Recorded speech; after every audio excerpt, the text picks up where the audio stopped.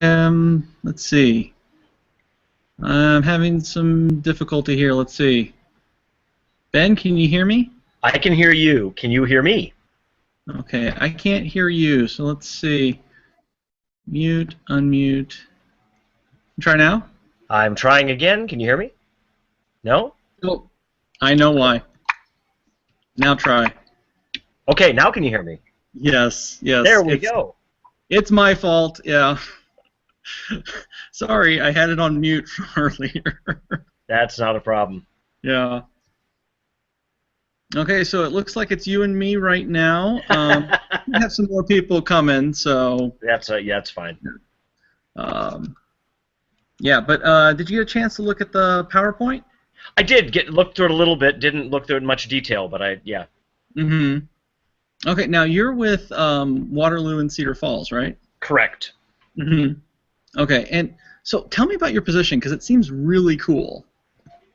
In general, or I mean, so I teach computer science at UNI, and have been doing outreach with computer science education for 5-6 years now, and I have a development leave this semester, which means that I'm not teaching my college student level classes this semester, and the research that I originally signed on to was looking at infrastructure needs to support teaching computer science in non-academic settings. And so when Mike Dargan came to me last fall and said, "Hey, we're looking at starting a dojo this spring," I said, "Perfect. That's what I need to be involved with." So yeah, absolutely. Yeah, I'm spending about half of my week each week looking at issues around dojos. Mm-hmm.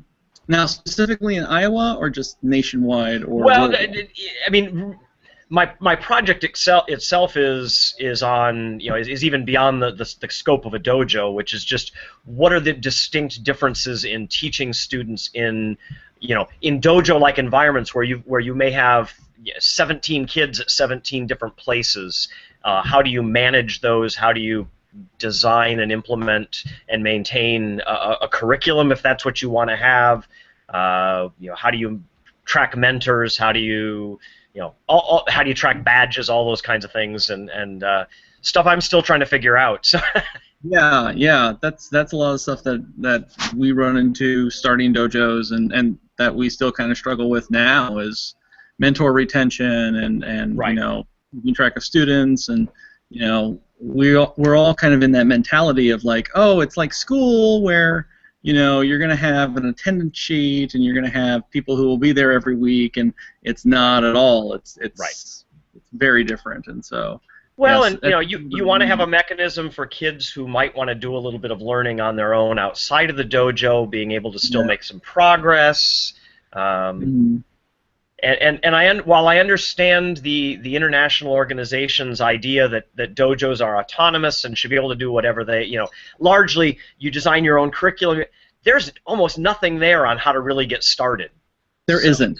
It's frustrating. Yeah. To say the least. It sounds like maybe with this software project that they just started and announced that maybe that can at least give a little bit of structure, because at least you don't have to reinvent the wheel with some of those issues. But as I said to you the other day, I'm trying to document my process as much as possible, and at some point I'll try to put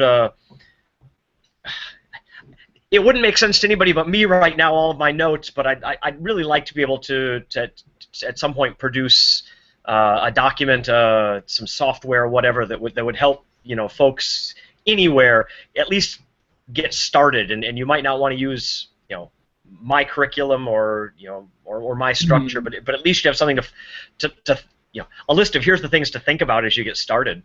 Oh yeah, definitely. Yeah, one of the things I don't know if I mentioned, but I learned just a couple weeks ago. We've been doing this for 3 years. And I was talking to someone who does PR for a nonprofit and talking about social media, and they were saying, oh, well, you really need to consider that your Twitter audience is different than your Facebook audience, which is pretty self-evident, but never occurred to me at all. And so things like that are great tips for when you're starting, so you do things right and not just kind of you're winging it, but you're not winging it without any support. Right.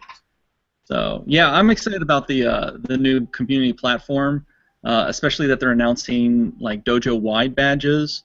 That's something I think they should have done like from the get-go, because it seems like everyone is creating their own Python badge and their own, it's a language. It's the syntax is there, and it's not going to change very much. And so you'd think that would be that's low-hanging fruit. Right. So it's good to see that they're doing that. Yeah. Yeah. I'm hoping they'll make some stuff public sooner rather than later, because that's still something that we've been, putting off for the time being. We're just trying to get, what are we doing on an every other week basis? How do we? Yeah, we don't have to award badges or belts yet, but in another 2 or 3 months we're gonna have to start seriously thinking about it. So. Yeah, yeah.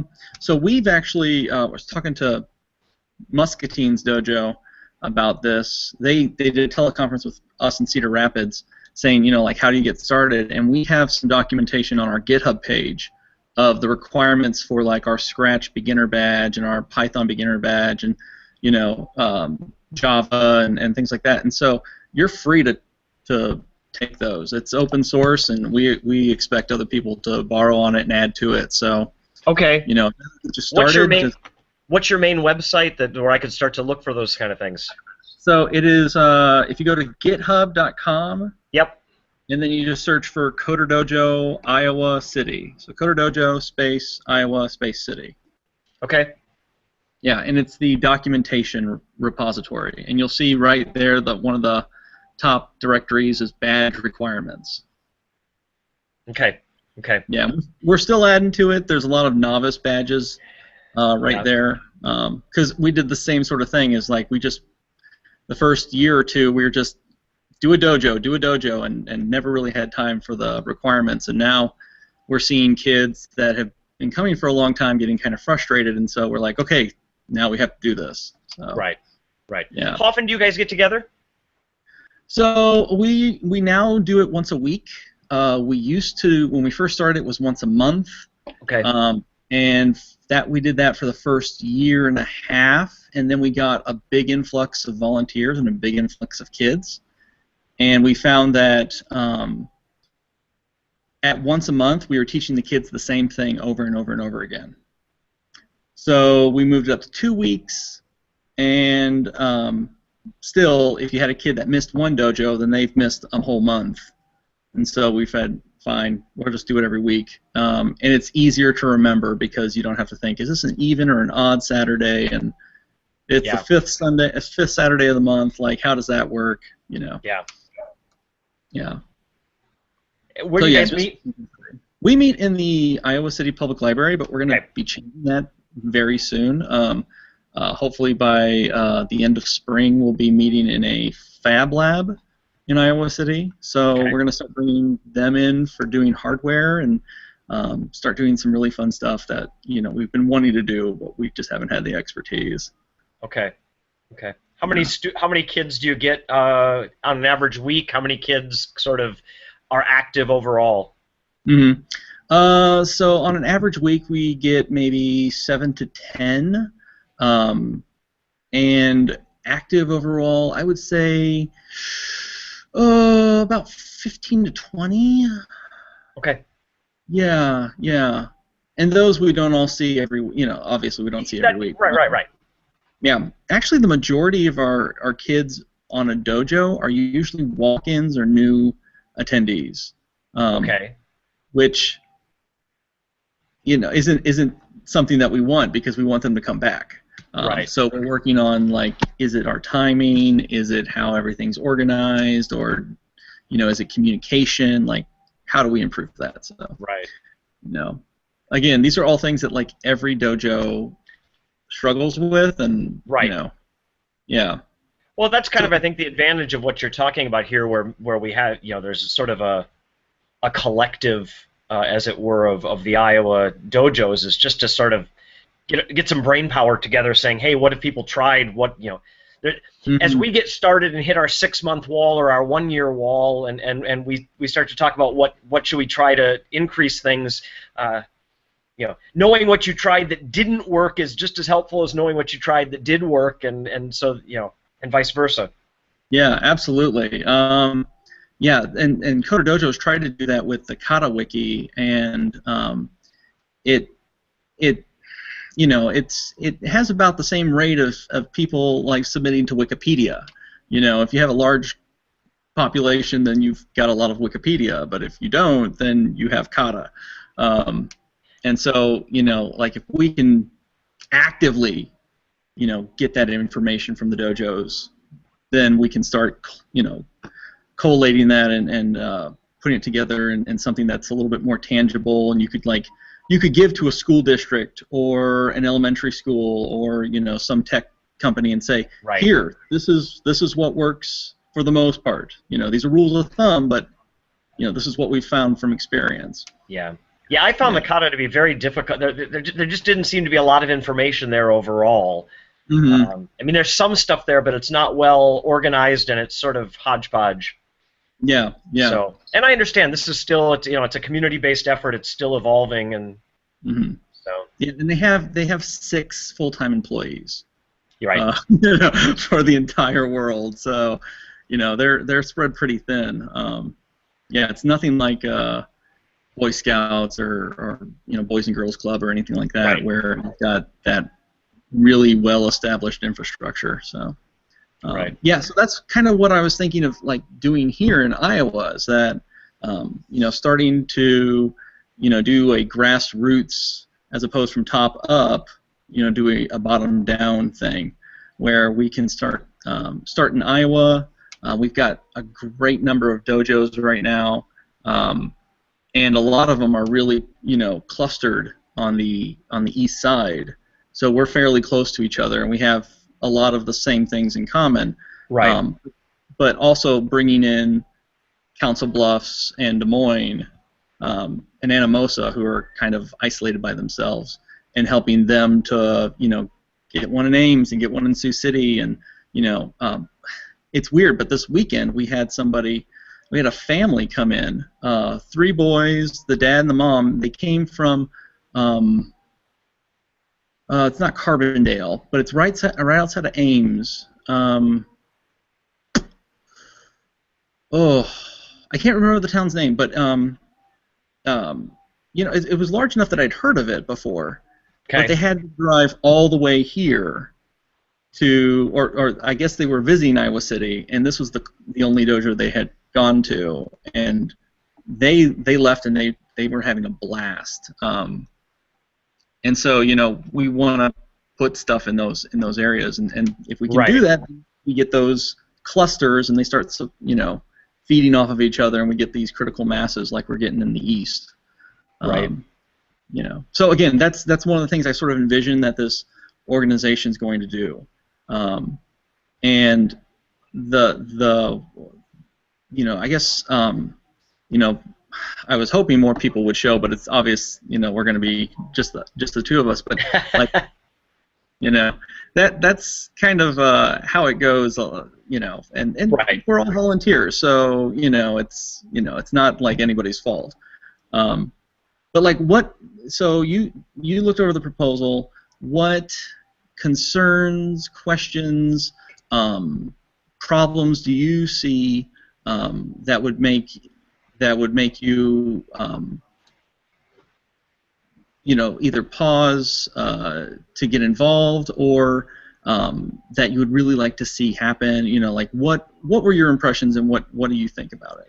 Well, I'm still, I guess, trying to. I just pulled it back up again here, and I'm glancing at it. I'm still trying to give me the back of the envelope, 3-minute overview as to kind of what you think see this organization being responsible for doing and things like that.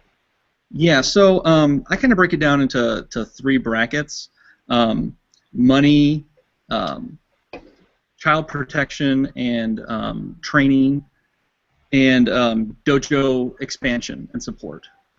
So with money, having a body that writes grants, that's part of their mission, that seeks out supporters, um, uh, in industry, on state or nation or regional levels, whatever, and goes to them and says, hey, we have X number of dojos in Iowa. Most of them are support rural communities, and we need someone to help fund this mission and help these dojos get Raspberry Pis and Arduinos, and if you have dojos that are so far out that you actually have mentors who are driving an hour and a half to go to the dojo, maybe we can reimburse them for travel. Things like that. A lot of this is sort of, this is what I would, like best case scenario, this is what I would love to see, but right.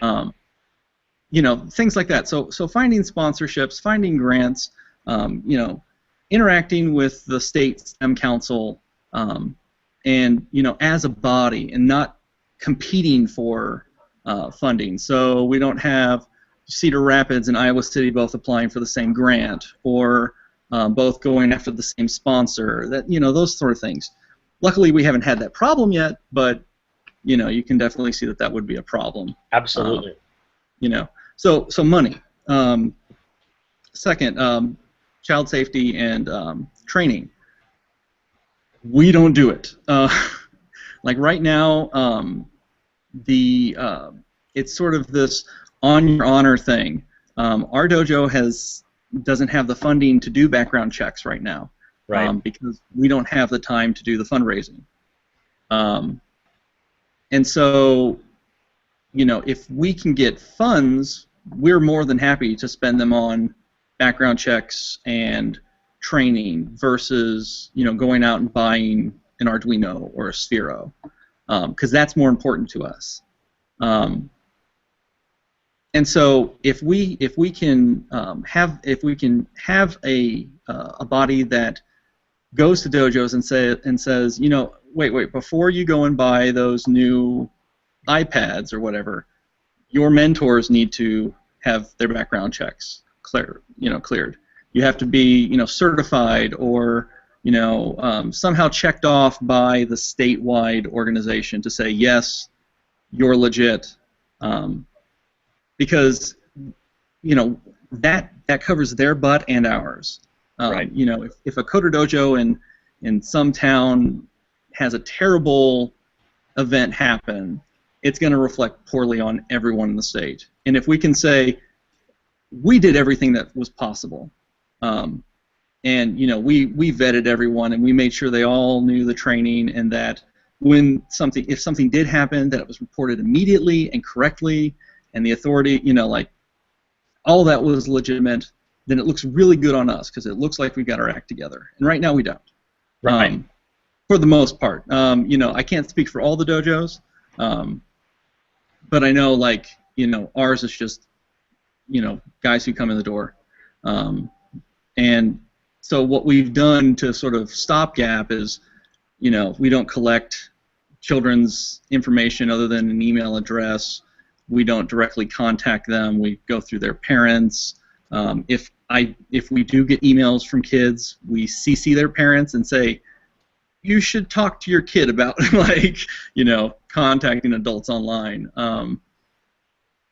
But that's sort of on our honor. So we need that. And then the third is just dojo expansion, and we talked about that, and just going to school districts, going to these rural communities that may not be thinking about tech, or may think that it's just not even, it's out of their range, and saying, we have this network of IT, developers, and we know that there are 5 in this area that are interested in coming to your school for an after-school project or on a Saturday and teaching your kids, and can we host a dojo in your school?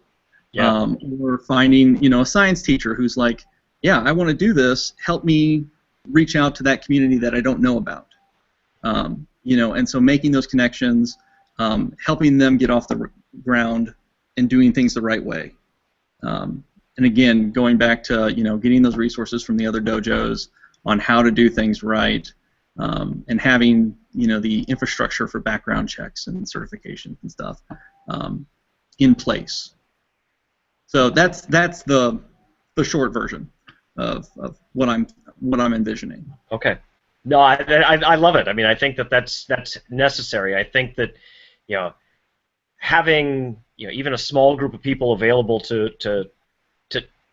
be able to talk to people as even if somebody says I want to do this. I mean, we started this without much consulting with anybody. I had a video conference like this with David in Cedar Rapids before we got started, but to be able to do that would be a great asset to some, I think. So yeah, I think you're on the right track with that. Yeah. So right now, at this point, I just want to start getting the dojos together and talking about how we want to do this. Who should we be looking for like a board of trustees? What agreements will each dojo do? How do we enforce those? Yeah. What don't we enforce? Because autonomy is important. We don't want a new dojo and to come in and say, well, you're in Iowa, you have to be part of us. Right. They're more than free to go it alone, but they have to know that they aren't, they're not going to get the benefits of being a member. Right. And so, having, working all that stuff out. But first, just gauging interest and seeing if this is something that we want to do. I'm really thrilled about it, and the rest of my dojo thinks this is really cool. But like some dojos have nonprofits already, so that was one of the things with the fundraising. We would have a 501 umbrella organization, and so dojos would have accounts in that 501 that they would have complete control over. So money would get put in that account, and they could do with it as they want. So we wouldn't enforce you have to pay for background checks. They would have to do that themselves. But any fundraising that organization did, that would then be parsed out depending on how the grant is written. Is it only for dojos in rural communities, or is it only for dojo X because sponsor X is in their town, or however. Right. Yeah, but also taking some of that money and putting it into an account for operations and expanding dojos and having legal counsel in case, heaven forbid, something really bad happens, et cetera, et cetera. So I think the benefits outweigh the need for having your own 501c. But I know some dojos do, and that may be how they want to go, and that would be fine. We wouldn't enforce that and say you have to use our 501c. But if they did want to come on board, we would still have an account for them, and they could still use that money. Yeah, something you just said got me thinking about whether what the cost would be, for example, to purchase some kind of to have the option to purchase some sort of insurance, as you say, with legal counsel and things like that. I don't know what the long-term costs of that are, whether any dojo can actually afford it, but there may be some power behind the state organization being able to offer the individual organizations, the individual dojos, some insurance coverage. Yeah. I don't know what that would look like, but. Mm-hmm. Yeah. Because So one of the things that we've been doing is we've been running out of our public library, and we were under the impression that our dojo was considered one of their not events, but one of their classes or whatever, and that we would be sort of under their roof, and we've started talking and come to find out that they're not considering they're just considering themselves as hosts for us, but Right. so they won't. So when we first started hosting there, long story short, they said they would pay for background checks and they would do all these other things, and we've been there for about 3 years and none of it's happened. Right. So this year we kind of like, we really need this stuff, and that's when they said, oh wait, no, we never said any of that, and so we are in that situation where if something happened, we're SOL, and so yeah, if we could have something like that where we know we're covered and we don't have to worry about it, Right. it makes it a lot easier for us to operate. Yeah, and I think just from economy of scale, that if we do something as a group, it's going to be cheaper than if we do it by ourselves. Right. Right. Yeah. Good. Just some things to kind of throw into the mix of all of this. You mentioned earlier the governor's STEM council, the Iowa STEM hub.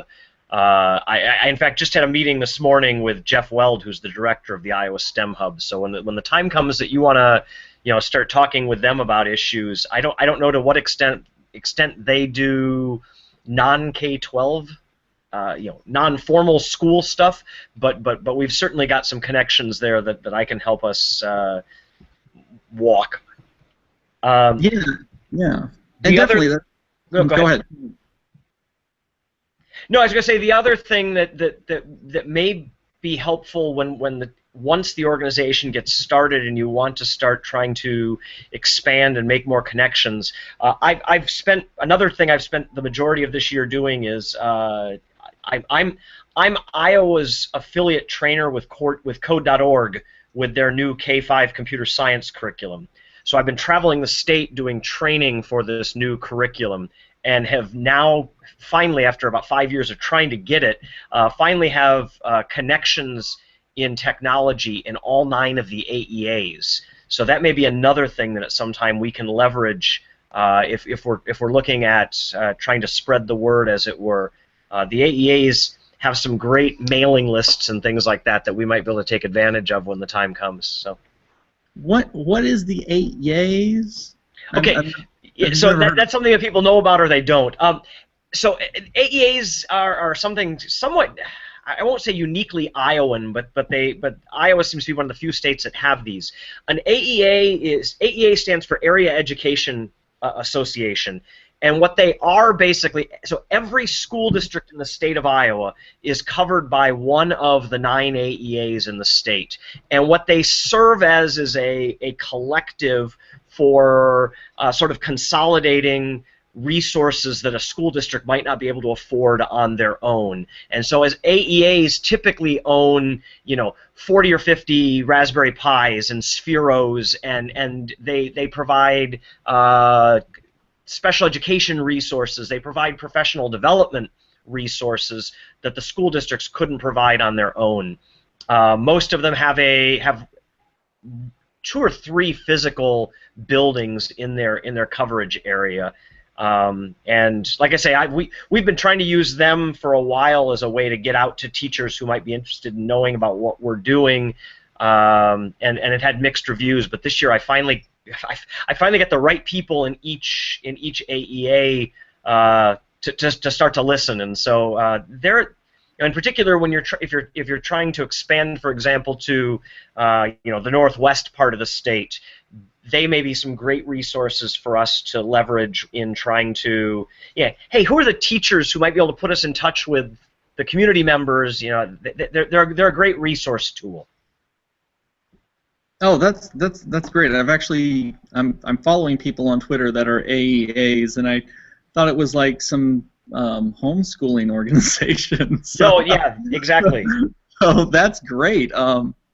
Yeah, I've had some communication with them, but never known what they were doing, so didn't pursue it very much other than answer their questions. Most of the AEAs now have 2 or 3 solid people who are doing technology assistance, and so they're going out and talking to schools about their technology needs and about technology integration. And so as I've been doing this curriculum training, they've been a great way for me to get access to the teachers who might actually be interested in receiving this training. The other thing is that a lot of these AEAs have what do I want? Have a conference day within their AEAs where they bring in teachers to talk about one-on-one technology and things like that. And those would be ways where if we were trying to make a presentation on CoderDojos or something like that, we might be able to find some existing meetings that we could get ourselves invited to. Again, we're talking a year or so down the road, but while we're just talking here about possibilities, I'll throw that out there. Oh yeah, that's great, because we have really struggled in getting in touch. Well, not in touch, but getting engaged with our school district and with the science teachers and stuff. And I was under the impression that it was just because there's Hyperstream, that's the STEM approved tech organization, and I kind of assumed that they had sort of cornered the market on, school technology clubs, and that's really great to hear. Because, I think we could really expand through school districts and, especially out in rural communities. I think in cities and stuff we have other options as well. So if it doesn't work in larger towns and larger cities, then there's always other avenues. There's some tech companies or something that's always willing to jump on board, right. Libraries and such. But yeah, when you get out in those really, really small towns, and you're the county seat, there's nothing, Well, and what I've discovered in going out doing this curriculum training this past school year is that a lot of teachers in the state of Iowa really are starting to buy the power of computing and understanding some basic coding skills, but they don't have the training to teach sort of classroom kinds of computing the way they think. They think of teaching a particular way. You teach math, you teach science, and you're the expert, and you know things. And a lot of what I do when I go out and do these curriculum workshops with them is to talk about, the great thing about computer science is you don't have to be the expert. When a student says, what about, you say, I don't know, let's find out, let's explore. And that's what I love about the dojo mentality and the dojo sort of framework is you bring together some people who are at least willing to say to a kid, I don't know, let's explore a little bit. Let's what did you find out? What can we work? Teachers love that sort of freeing nature of things, and so I think the dojo mentality is a great thing for us to not only put into communities but into school in some format. So I went to South by Southwest educational conference. That's what's got me on this kick that I'm like, okay. Oh my gosh, we need to do this here. And I saw Sal Khan of Khan Academy, his closing talk, and it just it blew me away. Talking about individual learning, and he had this great analogy for building a house. And if we did that like education, you'd have a contract. You'd say you got 3 weeks to do the foundation. Contractor comes in, he's like, well, the cement's still not dry over there, and this is kind of crooked. I'll give you 75%.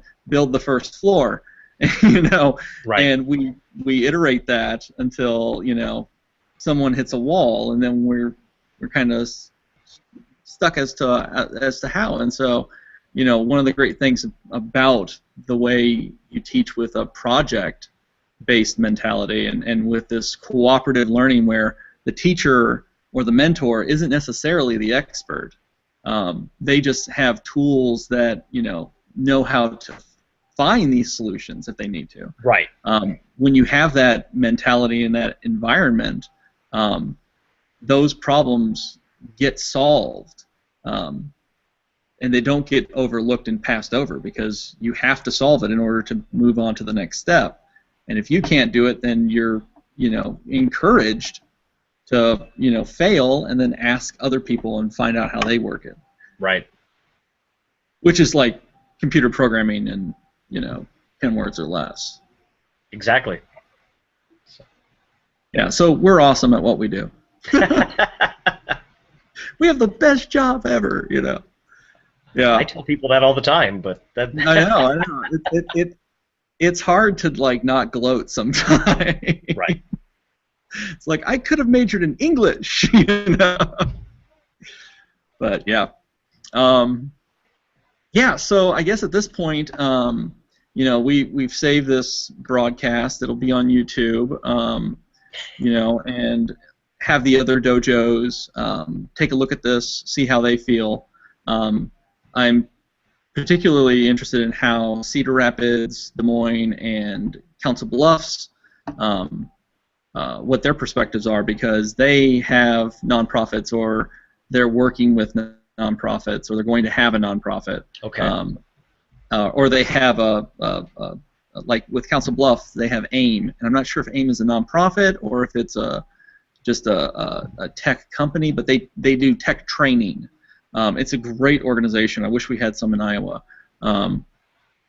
But yeah, so they host one in Council Bluffs, but as far as they go, they're mostly in Kansas. Anyway, want to hear from them what their perspectives are, what they see as problems, and if they would be on board, because they're some of the largest dojos in the state. Okay. And I think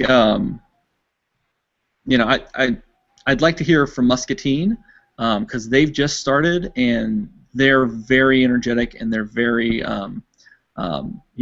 excited about it. And it sounds like there's 2 or 3 mentors that are actively championing that